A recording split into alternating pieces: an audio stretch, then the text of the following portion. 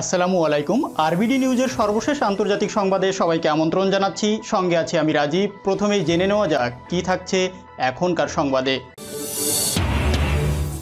Donald ট্রাম্পের পরাজয় না স্বীকার করা বিব্রতকর বলছেন জো বাইডেন। বাংলাদেশের পরম বন্ধু ভারত এবার দিনাজপুরে 2 র্যাব সদস্যকে ভারতে ধরে নিয়ে গেছে বিএসএফ।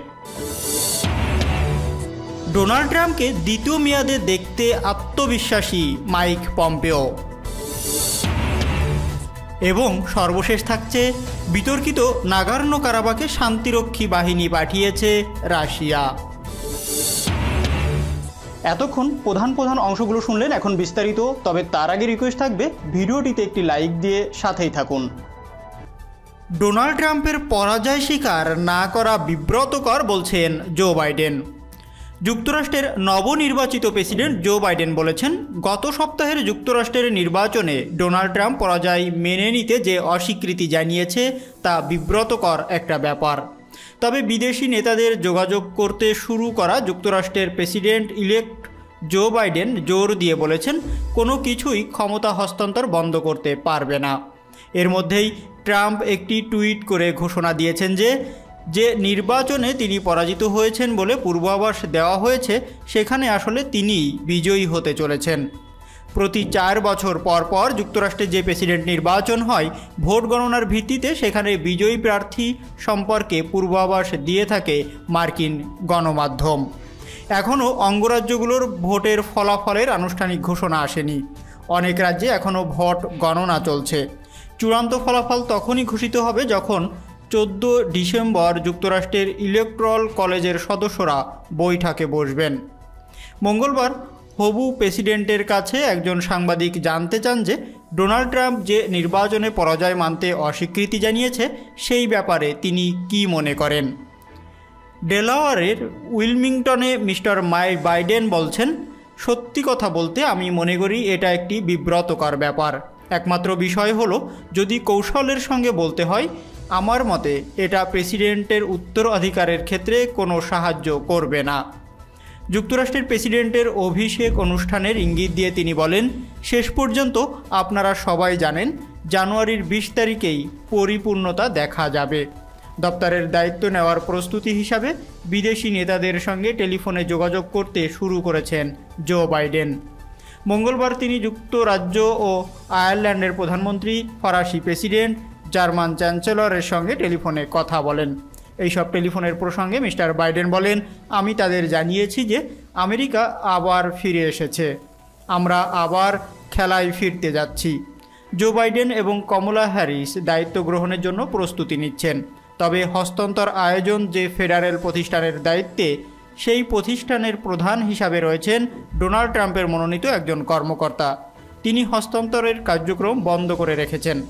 নতুন প্রশাসনের জন্য তহবিল বরাদ্দ এবং সরকারি বিভিন্ন প্রতিষ্ঠানে প্রবেশ অধিকারের বিষয়টি নিয়ন্ত্রণ করে জেনারেল সার্ভিস অ্যাডমিনিস্ট্রেশন। এখনও ওই প্রতিষ্ঠানটি মিস্টার বাইডেনকে প্রেসিডেন্ট ইলেক্টো হিসাবেও আনুষ্ঠানিকভাবে স্বীকৃতি দেয়নি।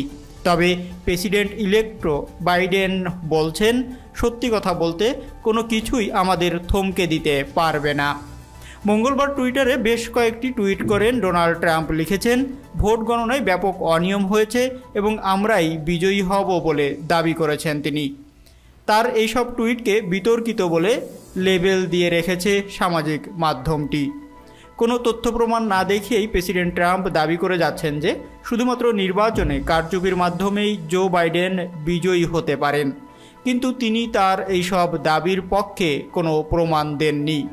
ডোনাল্ড ট্রাম্পের অনুগত হিসাবে পরিচিত যুক্তরাষ্ট্রের পররাষ্ট্রমন্ত্রী মাইক পম্পেও একটি সংবাদ সম্মেলনে বলেছেন যে তখন ট্রাম্প প্রশাসনের দ্বিতীয় দফার মেয়াদ শুরু হবে।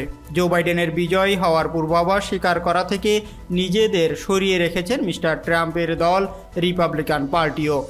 মঙ্গলবার যখন উইসকনসিনের সিনেটর রন জনসনের কাছে জানতে চাওয়া হয় কেন তিনি জো বাইডেনকে এখনও অভিনন্দন জানাননি, তিনি বলেন তাকে অভিনন্দন জানানোর মতো কিছু ঘটেনি। সিনেটে রিপাবলিকান নেতা ম্যাককেনেল বলেছেন, পেনসিলভেনিয়ার মতো ব্যাটল গ্রাউন্ডের নির্বাচনের ফলাফল চ্যালেঞ্জ করার প্রতিটি অধিকার রয়েছে ডোনাল্ড ট্রাম্পের। বাংলাদেশের পরম বন্ধু ভারত এবার দিনাজপুরে 2 র্যাব সদস্যকে ভারতে ধরে নিয়ে গেছে বিএসএফ। দিনাজপুর সীমান্তে ছদ্মবেশে মাদক ব্যবসায়ী ধরতে গিয়ে ভুলবশত ভারতীয় সীমান্তে ঢুকে পড়ায় র্যাবের একজন সহ অধিনায়ক এবং একজন কনস্টেবলকে আটক করে নিয়ে গেছে বিএসএফ। মঙ্গলবার দুপুরে জেলার চিরর বন্দরের 15টি ইউপি বি আমতলী সরস্বতীপুর সীমান্তের মেইন পিলার 307 সাব পিলার 1-এর কাছে থেকে তাদের আটক করে নিয়ে যায় বিএসএফ। আটকেরা হলেন র্যাব 13 দিনাজপুর সিপিসি 1 এর সহ অধিনায়ক শ্যামল চং এবং কনস্টেবল আবু বক্কর সিদ্দিক। স্থানীয়রা জানান, গোপন সংবাদের ভিত্তিতে বি আমতলী সরস্বতীপুর সীমান্তের সামজিয়া মণ্ডলপাড়া এলাকায় মাদকের বিরুদ্ধে মোটরসাইকেলে করে সিভিল পোশাকে অভিযানে যায় 5 র্যাব কর্মকর্তা। এক ভাগে 2 জন এবং অপর ভাগে 3 জন র্যাব সদস্য অভিযান শুরু করে। অজ্ঞতাবশত ভারতের অভ্যন্তরে ঢুকে ইসরাফিলের ছেলে মিলনকে আটক করে র্যাব সদস্যরা। মিলন চিৎকার শুরু করলে মোশারফ মাস্টার ও হিরো সহ কয়েকজন মিলে মিলনকে ছিনিয়ে নিয়ে র্যাব সদস্যদের ওপর হামলা চালায়। র্যাব সদস্যরা নিজেদের নিরাপত্তার জন্য 1 রাউন্ড গুলি করে কৌশলে পালিয়ে আসেন। গুলির শব্দ শুনে অপর প্রান্তে থাকা 2 জন র্যাব সদস্যকে উদ্ধারে এগিয়ে যায়। তাৎক্ষণিক ঘটনাস্থলে বিএসএফ সদস্যরা পৌঁছে ওই 2 র্যাব সদস্যকে আটক করে ভারতীয় সমজিয়া ক্যাম্পে নিয়ে যায়। এই ঘটনার পর সন্ধ্যার দিকে বিজেপি পতাকা বৈঠকের জন্য বিএসএফের কাছে চিঠি পাঠিয়েছে বলে জানা গেছে। চিরির বন্দর উপজেলার 10 নম্বর 15টি ইউপি সদস্য আব্দুল ওহাব জানান, র্যাব সদস্যরা মাদক বিরোধী অভিযানে গিয়ে সরস্বতীপুর ভারতীয় অংশে মাদক ব্যবসায়ী মিলনকে হাতকড়া পরালে সে চিৎকার করে। এ সময় 1 রাউন্ড গুলি করে র্যাব সদস্যরা পালিয়ে আসেন। একই অভিযানে অন্য স্থানে থাকা 2 জন র্যাব সদস্য সেখানে গেলে তাদেরকে আটক করে বিএসএফের কাছে হস্তান্তর করে ভারতীয় গ্রামবাসী। ওই এলাকায় আরেক ইউপি সদস্য জাহির উদ্দিন ও বিষয়টি স্বীকার করেছেন। এ ব্যাপারে 29 বিজিবি এর অধিনায়ক শরীফুল্লাহ আবেদের মোবাইলে যোগাযোগ করা হলেও তিনি ফোন রিসিভ করেননি। অপরদিকে র্যাব 13 দিনাজপুর সিপিসি 1 ক্যাম্পের অধিনায়ক লেফটেন্যান্ট কর্নেল আবদুল্লাহ আল মামুনের মোবাইলে যোগাযোগ করা হলে তিনিও রিসিভ করেননি। ঘটনার সংবাদ সংগ্রহের জন্য ওই এলাকায় যাওয়া হলেও ভিতরে প্রবেশ করতে দেয়নি বিজিবি। এ সময় বিজিবির বি আমতলী ক্যাম্পে কর্মকর্তাদের সঙ্গে কথা বলতে চাওয়া হলেও অনুমতি নেই বলে ক্যাম্পেও প্রবেশ করতে দেওয়া হয়নি। ডোনাল্ড ট্রাম্পকে দ্বিতীয় মেয়াদে দেখতে আত্মবিশ্বাসী মাইক পম্পেও। যুক্তরাষ্ট্রের প্রেসিডেন্ট হিসাবে দ্বিতীয় মেয়াদে ডোনাল্ড ট্রাম্পের দায়িত্ব পালন নিয়ে আত্মবিশ্বাসের কথা জানিয়েছেন মার্কিন পররাষ্ট্রমন্ত্রী মাইক পম্পেও। মঙ্গলবার তিনি বলেছেন, প্রতিটি বৈধ ভোট গণনার পর দ্বিতীয় দফায়ও ট্রাম্প সরকার গঠন করবেন। এমন মন্তব্যের মধ্য দিয়ে দৃশ্যত তিনি নবনির্বাচিত প্রেসিডেন্ট জো বাইডেনের বিজয় প্রত্যাখ্যান করেছেন।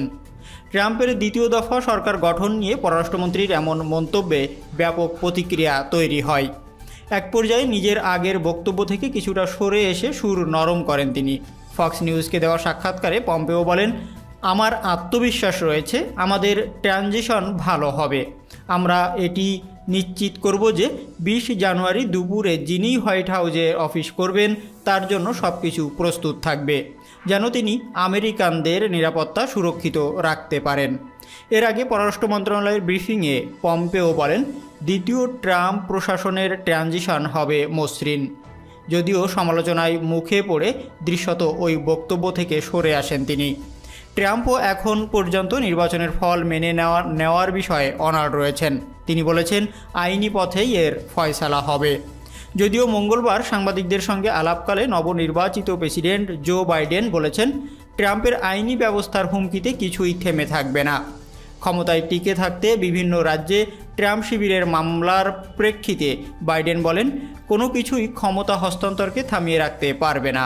যাই ঘটুক না কেন 20 জানুয়ারি নতুন সরকার গঠনের প্রস্তুতি নেওয়া হচ্ছে। বিভিন্ন মন্ত্রণালয়ে কাদের দায়িত্ব দেওয়া হবে সে ব্যাপারে এরই মধ্যে পর্যালোচনা শুরু হয়েছে। এমন পরিস্থিতিতে ট্রাম্পের নির্বাচনের ফল মেনে না নেওয়া বিব্রতকর। এদিকে রয়টার্স পরিচালিত এক জনমত জরিপে দেখা গেছে, ট্রাম্প নির্বাচনে জালিয়াতির অভিযোগ তুললেও যুক্তরাষ্ট্রের বেশিরভাগ মানুষ এটি বিশ্বাস করে না। জরিপে অংশগ্রহণকারীদের প্রায় ৮০ ভাগই বাইডেনকে পরবর্তী প্রেসিডেন্ট হিসাবে মেনে নিয়েছেন।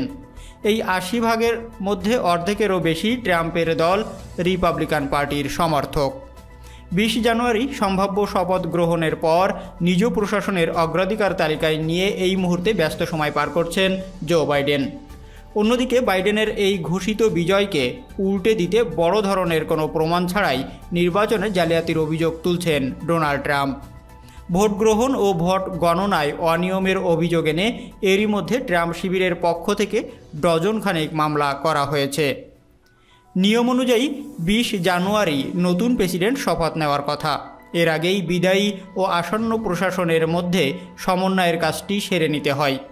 তবে ট্রাম্প এখনও হার মেনে না নেওয়ায় সেই সমন্বয়ের প্রক্রিয়া এখনও শুরু হয়নি। সোমবার বাইডেন শিবির একজন কর্মকর্তা জানিয়েছে, বিষয়টি নিয়ে এখন আইনি ব্যবস্থা নেওয়ার কথা ভাবছেন তারা। বিতর্কিত নাগোর্নো কারাবাখে শান্তিরক্ষী বাহিনী পাঠিয়েছে রাশিয়া। বিতর্কিত নাগোর্নো কারাবাখ অঞ্চলে শান্তিরক্ষী বাহিনী পাঠিয়েছে রাশিয়া। আজারবাইজান ও আর্মেনিয়ার মধ্যে যুদ্ধবিরতি চুক্তির আলোকে এই সেনা মোতায়েন করা হয়েছে বলে জানিয়েছে রয়টার্স। রুশ প্রেসিডেন্ট ভ্লাদিমির পুতিন বলেছেন, সংঘাত হাজার হাজার মানুষকে হত্যা করেছে, অনেক মানুষকে বাস্তুচ্যুত করেছে এবং বিস্তৃত আঞ্চলিক যুদ্ধের হুমকি দিয়েছে। চুক্তিটির মাধ্যমে একটি দীর্ঘমেয়াদী রাজনৈতিক স্থিতিশীলতার পথ করে দেওয়া উচিত। চুক্তির আলোকে যুদ্ধের মাধ্যমে আজারবাইজান নাগোর্নো কারাবাখের দ্বিতীয় বৃহত্তম শহর সুসা সহ যেসব এলাকা দখল রেখেছে সেগুলো তাদের দখলেই থাকবে। আর আর্মেনীয় বংশোদ্ভূতদের নাগোর্নো কারাবাখের বাহিনী যেসব স্থানে হামলা চালিয়েছে সেই সব স্থান থেকে তাদেরকে ১ ডিসেম্বরের মধ্যে সরে যেতে হবে। আর্মেনিয়ার প্রতিরক্ষা মন্ত্রণালয় জানিয়েছে, সামরিক পদক্ষেপ স্থগিত করা হয়েছে এবং পরাজিত এলাকায় শান্ত রয়েছে। আজারবাইজানের সমর্থক তুরস্ক বলছে, চুক্তির মাধ্যমে তার মিত্রের অনেক বড় অর্জনকে স্বীকৃতি দেওয়া হয়েছে।